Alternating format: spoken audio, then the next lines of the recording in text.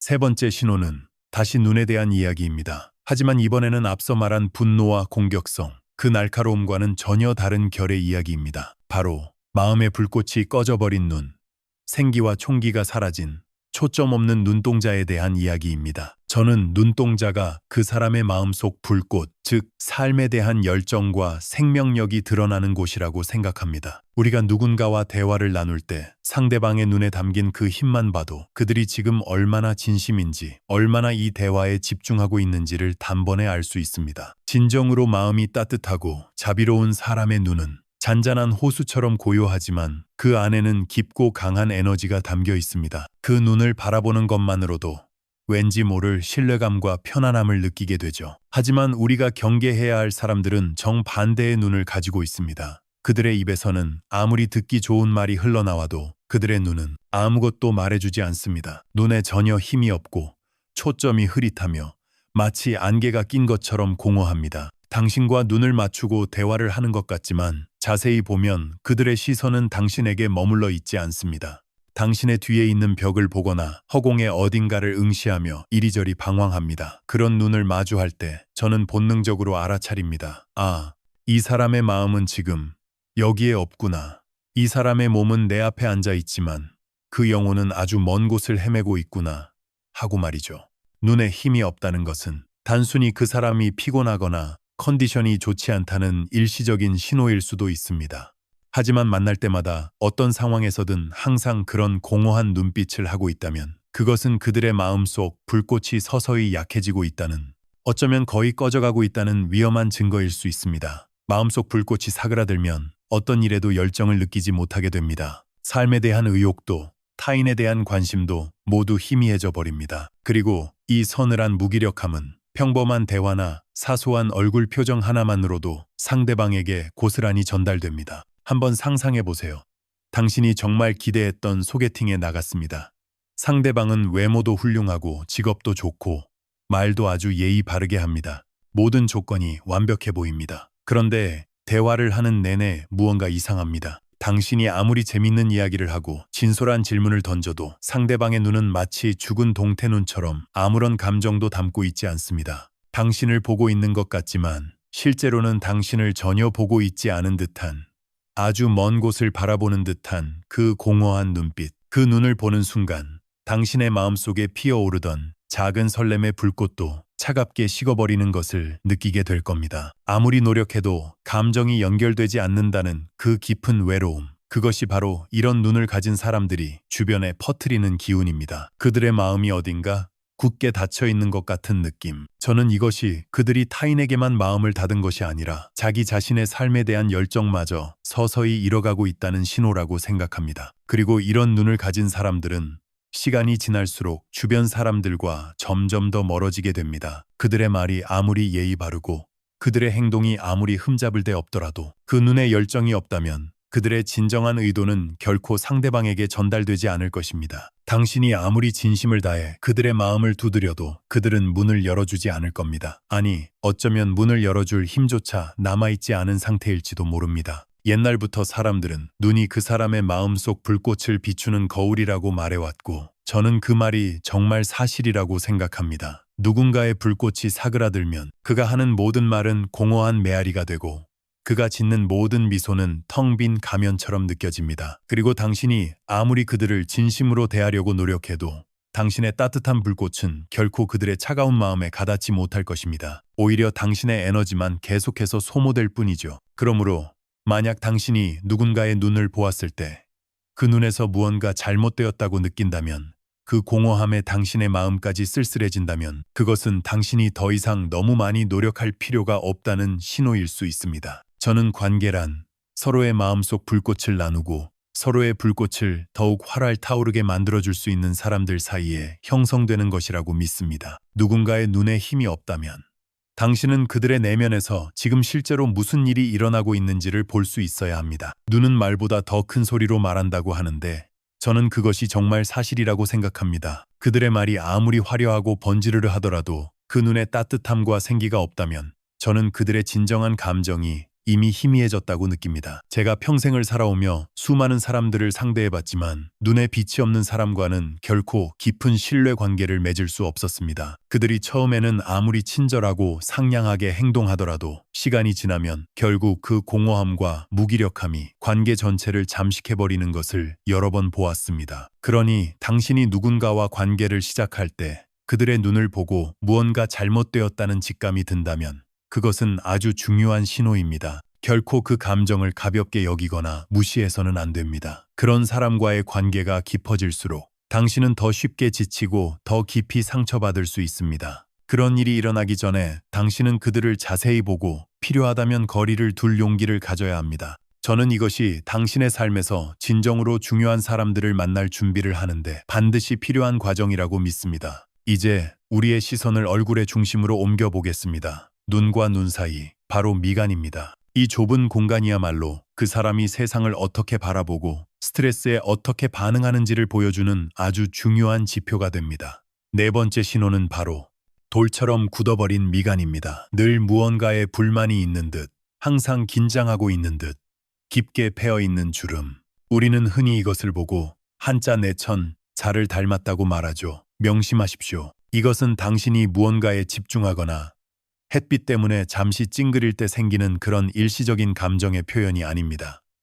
그것은 수년간 혹은 수십 년간 쌓아온 짜증과 불만, 내면의 긴장감이 얼굴에 남긴 결코 지워지지 않는 흔적이자 일종의 감정의 화석입니다. 제가 겪어본 사람들 중 항상 미간을 찌푸리고 있는 사람들은 거의 예외 없이 성격이 급하고 아주 사소한 일에도 쉽게 짜증을 내는 경향이 있었습니다. 그들의 마음속은 마치 금방이라도 폭발할 것 같은 시한폭탄과도 같습니다. 아주 작은 불씨 하나만 닿아도 큰 소리를 내며 터져버릴 준비가 되어 있죠. 그들은 항상 기분이 나빠 보입니다. 그래서 주변 사람들을 아주 불편하게 만듭니다.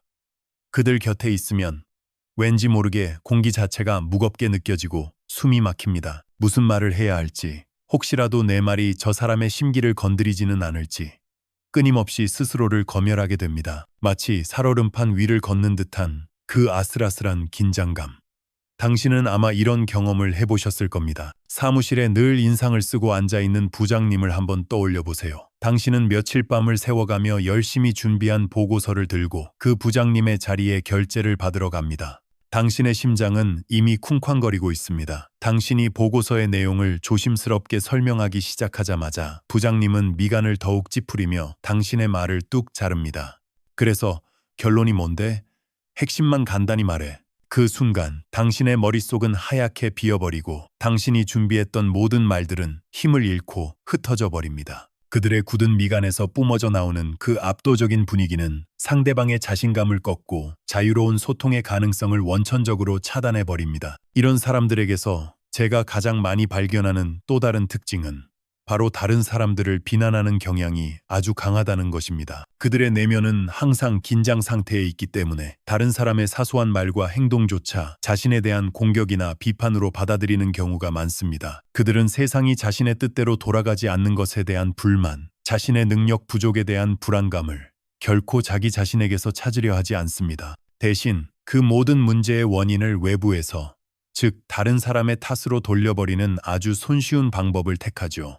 김대리 때문에 일이 이렇게 된 거 아니야. 네가 그때 그렇게만 안 했어도. 이런 식의 남 탓은 그들에게는 일종의 방어 기제이자 습관입니다. 친구 관계에서도 마찬가지입니다. 당신이 작은 실수를 했을 때, 예를 들어 약속 시간에 5분 정도 늦었을 때, 그들은 너그럽게 이해해주기보다는 미간을 찌푸리며 한숨부터 내쉴 겁니다. 그리고 그날 하루 종일 당신의 작은 실수가 마치 모든 것을 망쳐버린 것처럼 이야기할지도 모릅니다. 함께 있으면 즐거워야 할 시간이 오히려 눈치를 보고 사과해야 하는 불편한 시간으로 변질되어 버리는 것이죠. 얼굴은 그 사람이 살아온 방식을 비추는 거울이라고 했습니다. 저는 미간의 주름 역시 그들이 평생 짊어지고 온 삶의 무게와 마음의 응어리가 남긴 흔적이라고 생각합니다. 하지만 안타깝게도 그들 자신은 이것을 전혀 의식하지 못하는 경우가 대부분입니다. 자신이 왜 항상 화가 나 있는지, 자신의 표정이 주변 사람들을 얼마나 힘들게 하는지를 전혀 알지 못합니다. 그저 세상이 불공평하고 사람들이 자신을 이해해주지 않는다고 생각할 뿐이죠. 굳은 미간은 마음속에 쌓인 긴장과 불만이 더 이상 안에서 감당할 수 없어 밖으로 새어나오는 현상입니다. 당신이 아무리 다른 사람들에게 공격적이지 않다고 말하더라도 당신의 내면에 가득 찬 그 무거운 긴장감은 결코 숨길 수 없습니다. 그리고 이런 일이 반복되면 당신 주변 사람들은 자연스럽게 당신에게 마음의 문을 닫게 될 겁니다. 그러므로 만약 당신이 누군가와 이야기할 때 유독 답답하고 숨막히는 기분을 느낀다면 그들의 미간에 깊은 내천자주름이 새겨져 있는지 한번 자세히 살펴보십시오. 어쩌면 당신이 느끼는 그 불편함의 원인은 대화의 내용이나 상황 때문이 아닐 수도 있습니다. 그들의 내면의 무거움이 그들의 굳은 미간을 통해 당신의 마음을 짓누르고 있는 것일지도 모릅니다. 당신은 그 무거운 분위기에 억지로 짓눌릴 필요가 없습니다. 당신의 마음을 지키기 위해 조용히 그들에게서 멀어지는 것을 선택해도 괜찮습니다. 자, 이제 긴 여정의 끝에 다다랐습니다. 오늘 우리는 말로는 결코 다 알 수 없는 사람의 깊은 내면을, 그 사람의 얼굴에 새겨진 미세한 신호들을 통해 엿보는 지혜에 대해 이야기 나누었습니다. 한번 정리해 볼까요? 첫째, 대화를 승패로 여기는 분노가 서린 치켜 올라간 눈. 둘째, 냉소와 불만으로 가득 찬 비뚤어진 입. 셋째, 삶에 대한 열정이 식어버린 생기 없는 공허한 눈. 넷째, 내면의 짜증과 긴장감이 새어나오는 돌처럼 굳어버린 미간. 다섯째, 타인의 감정에 전혀 공감하지 못하는 얼음장 같은 차가운 눈동자. 여섯째, 진심 대신 계산만이 존재하는 가면 같은 가짜 친절. 일곱째, 무언가를 숨기고 있거나 확신이 없는 불안하게 방황하는 시선. 그리고 마지막 여덟 번째, 마음의 문을 굳게 닫아버린 감정 없는 무표정한 얼굴까지. 이 8가지 신호들은 그저 단순한 표정이나 습관이 아닙니다. 그것은 그 사람의 내면이 당신에게 보내는 아주 강력한 경고등과도 같습니다. 마치 자동차 계기판에 빨간불이 들어오는 것처럼 관계의 위험을 미리 알려주는 중요한 신호인 셈이죠. 물론 우리가 한 가지 명심해야 할 점이 있습니다. 섣부른 판단은 금물입니다. 사람은 누구나 아플 수 있고 피곤할 수 있으며 말 못할 개인적인 사정으로 인해 잠시 어두운 표정을 지을 수도 있습니다. 단 한 번의 인상만으로 그 사람의 모든 것을 재단하고 섣불리 나쁜 사람이라는 낙인을 찍는 것은 매우 위험하고 오만한 행동일 수 있습니다. 우리가 오늘 나눈 이야기의 핵심은 사람을 의심하고 판단하기 위한 것이 아닙니다. 오히려 당신 자신의 감정을, 당신의 직감을 더욱 소중히 여기기 위한 것입니다. 만약 당신이 어떤 사람을 만날 때마다 이유를 명확히 설명할 수는 없지만 반복적으로 오늘 이야기한 것과 같은 쎄한 느낌을 받는다면 그때는 당신의 그 감정을 믿어야 할 때입니다. 당신의 마음이 보내는 그 불편함이라는 신호를 결코 무시해서는 안 됩니다. 그것은 지난 수만 년의 진화 과정 속에서 우리 인류가 생존을 위해 갈고 닦아온 가장 정교하고 믿을 만한 위험 감지 시스템이기 때문입니다. 오늘 제가 여러분께 드리고 싶은 최종 메시지는 이것입니다.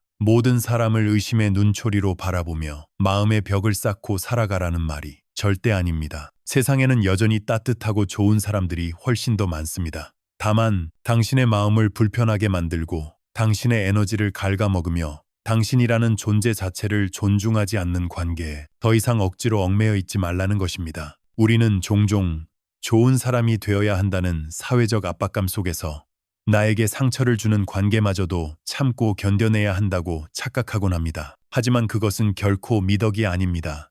그것은 자기 자신에 대한 기만이자 스스로의 영혼을 방치하는 무책임한 행동일 뿐입니다. 부드럽게 하지만 단호하게 거리를 두는 것. 그것이 바로 당신의 소중한 삶과 당신의 유일한 마음의 평화를 지키는 가장 현명하고 용기 있는 선택입니다. 당신의 시간과 에너지는 한정되어 있습니다. 그 귀한 자원을 당신을 행복하게 하고 당신을 성장시키며 당신에게 진정한 안정감을 주는 그런 건강한 관계에 집중적으로 투자해야 합니다. 그것이야말로 자기 자신을 진정으로 사랑하는 방법입니다. 이제부터는 당신의 직감을 가장 친한 친구처럼 여기십시오. 당신의 마음을 편안하게 해주는 좋은 인연들로 당신의 삶이라는 아름다운 정원을 가득 채워나가시기를 진심으로 바라겠습니다. 자, 오늘 이야기는 여기까지입니다. 여러분은 사람의 얼굴에서 그 사람의 성격을 읽을 수 있다고 믿으시나요? 오늘 제가 말씀드린 8가지 신호 외에 여러분만이 알고 있는 사람 거르는 꿀팁이나